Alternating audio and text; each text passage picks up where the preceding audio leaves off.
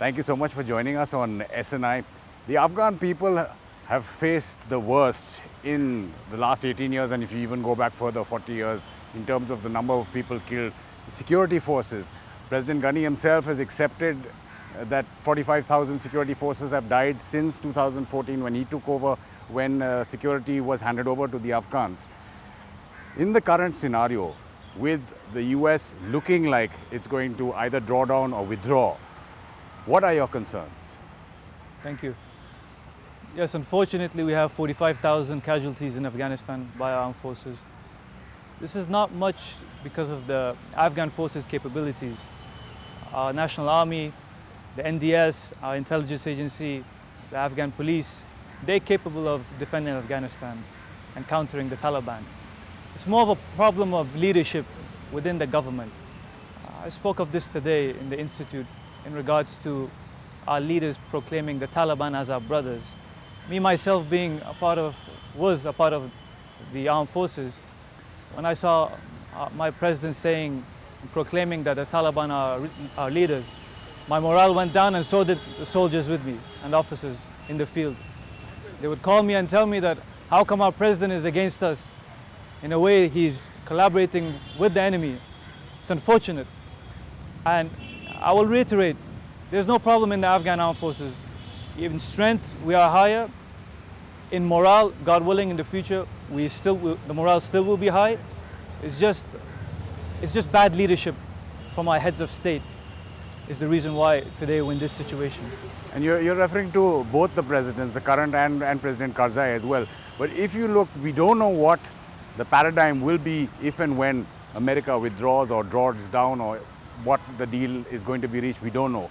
But presuming there's going to be a withdrawal of some kind of support, a number of troops, finances, key areas, which is intelligence, which is air support, how worried are you? Because the Afghan security services have been taking the brunt over the last 4 years. And if both physical support and financial support, if it's not completely taken away, but if it draws down, will the security forces be able to stand up to the enemy, to terrorist groups? This depends on the peace process, not more on aid.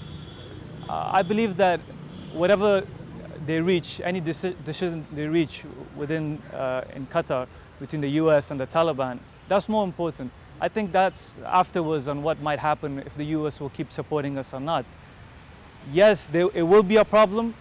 The soldiers need to be paid, of course, but nevertheless, in case such a scenario does come, I am positive that the Afghan National Army will still continue to defend Afghanistan without being paid. But when it comes to US withdrawal, it's a matter of time when they reach a conclusion with the Taliban. I'm hopeful they'll also involve the Afghan government and the future Afghan government, whoever comes into power after the elections. But nevertheless, it's just a matter of time. We'll see in a couple of months what will happen. And the fact that you're bringing out that not only is the Afghan government not present there are no Afghans of any sort. Now, how does that sit with you, with other Afghans, to see this playing out behind closed doors when it's your lives that's being involved here? I was actually reading about the Vietnam War and how the US signed an agreement in Paris with the Viet Cong. It was interesting. Kind of reminded me of what's happening right now.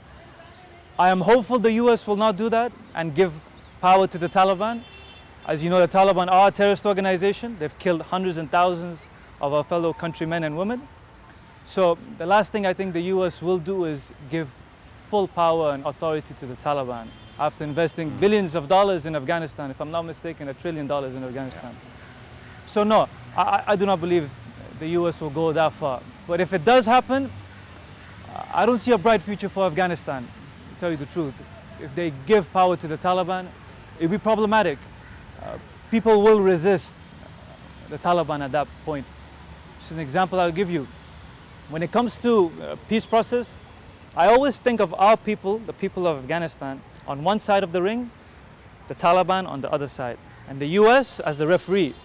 The moment they take a step back, I assure you they will clash. So it's very hard for the US to force the Taliban upon us and allow them and give them the government. Mr. Massoud, now India has contributed over $3 billion in development assistance. It's usually looked at in terms of capability building, dams, schools, education. But we've also been contributing, as you are yourself an example, to training of military personnel, security personnel, police personnel. We've also given 4 attack helicopters and 4 more are being procured from Belarus as well. Do you think India should or could contribute anything more, considering the situation with the US possibly pulling out? We are thankful for India. They've contributed billions of dollars to Afghanistan. They've built numerous dams, the Salma Dam being a prime example. They've done very well for us. They've done, an example you gave is myself. Yeah. And many other Afghans. We've all came here, we trained here in academies and universities. But I think India can give more. I think India can play a key role. Soft power is important, but like I said before, here in the ICWA, I think they need to be engaged more within the Afghan people. I asked a question to one of our guests from India. I asked them that, let's say tomorrow the Taliban come into power, will you recognize them as a legitimate government? So we'll see what happens, yeah. But nevertheless, we're very thankful for India. India has been they've been a great partner for us. One of the unifying forces that we've seen in Afghanistan is sport, cricket, football to an extent, even when Afghanistan beat India in the SAF Cup in Nepal. Another unifying force, many would say it's only in pockets, has something to do with your family, Ahmed Shah Massoud. We've traveled to Panjshir, we've seen his mazar there itself. You're also a grandson of Burhannudin Rabbani, the former president. Now, what does that legacy leave in you in terms of optimism and what you've learned from them to take forward so that Afghanistan can be what they believed it should have been? True, true. I'm inspired by my uncle, by his actions, and what he did. The fact that Afghanistan was surrounded by the Taliban and Al-Qaeda, he was the only person who stood against the Taliban at that moment. And of course, stood against other aggressive countries that joined the Taliban. Osama bin Laden, of course, was also there. So he is a true inspiration to me, of course, nevertheless being my uncle. Same thing with my grandfather. I've learned a lot from both of them ever since growing up.